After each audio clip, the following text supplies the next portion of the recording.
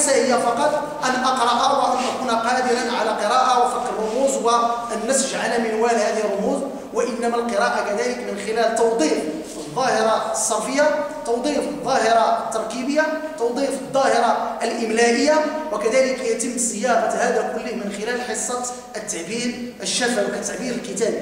إذن فالتلاميذ أثناء حصة القراءة تكون هناك أسئلة موجهة للتلاميذ مباشرة حول الجوانب الصرفية، حول الجوانب التركيبية، حول الجوانب الإملائية، حول الجوانب التعبيرية، من خلال مثلا كأن أتحدث مثلا عن نوع الجملة، جملة اسمية أم جملة فعلية، كذلك نوع الفعل، أتحدث مثلا هل هذه الهمزة تكتب على الياء، على الألف، على السطر، على الواو. هذه مجموعة من الإشكالات نعاني فيها خلال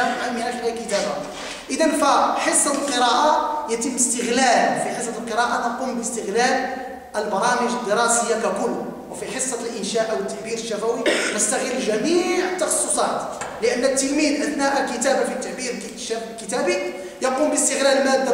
الاجتماعيات، التربية الإسلامية، وكذلك التربية الفنية، كذلك جميع المواد، لأنه يكون مطالبا مثلا باستحضار أحد أقوال الشعراء، يكون مطالبا مثلا باستحضار الآيات القرآنية واستحضار الأحاديث النبوية، كل هذا في حصة الإنشاء.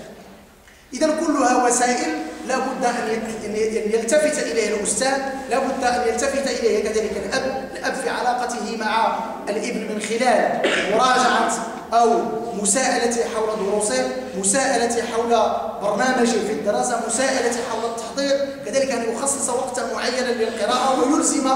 ابنه أو ابنته بالقراءة وفق برنامج معين.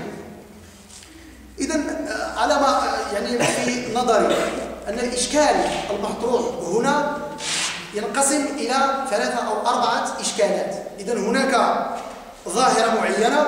تحظى بقيمة، تحظى بوزن كبير جدا في المجتمع، إلا أنها لا تلقى ذلك الاهتمام وذلك يعني الرعاية الشاملة، نظرا لوجود يعني مدخلات اقتصادية واجتماعية وسياسية إلى غير ذلك. لا بد من التصدي إليها من خلال مجموعة من